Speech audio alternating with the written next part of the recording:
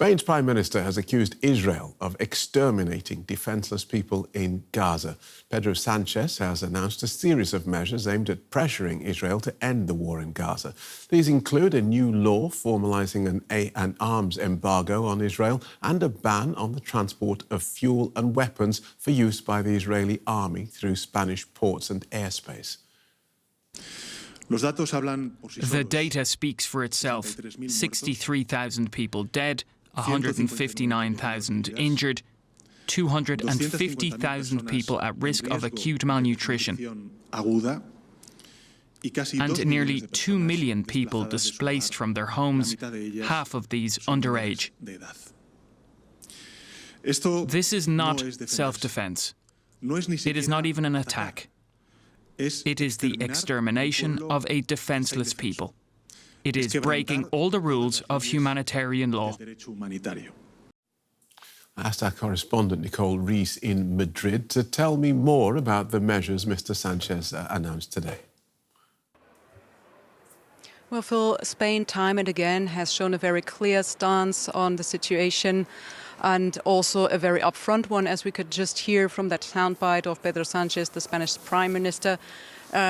During his speech in the beginning, after acknowledging Israel's right to exist, he very quickly went on to the announced measures.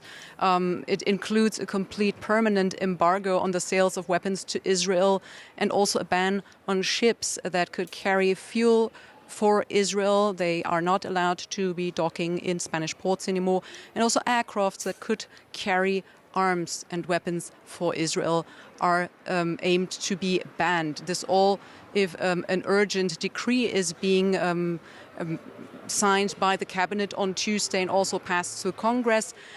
Sanchez also talked about a ban on individuals that he says are directly involved in war crimes in the Gaza Strip.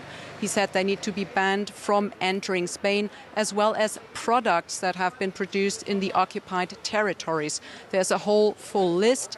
He also added that there will be more aid for people in Gaza, also to secure food security.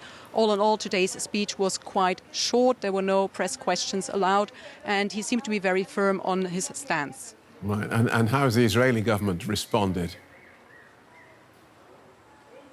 We saw a very quick response from the foreign ministry in Israel. I quote, they tweeted on X, they said they accuse Spain of an anti-Semitic line and an anti-Israeli line to distract from corruption scandals at home. They also described it as deliberately harming the relations with Israel that have been built over a long amount of time.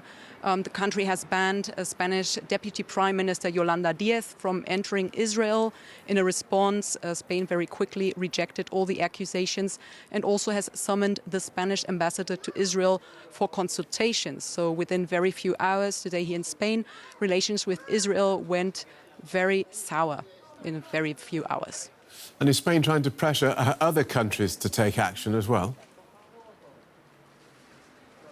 Well, during his speech, at least, we got a feeling of Pedro Sanchez trying to make a call, send a message. He put it like that. He said, it seems that the great powers have ended up stuck between an indifference to a conflict that seems to be never-ending and the complicity with Israel. He also said that Spain is not managing it alone. They cannot take a matter into their hands completely alone. They want to do the extra mile, but they need, of course, the support from fellow countries. So I think there was a clear message and maybe some pressure as well for the international community, not only the surrounding EU partners.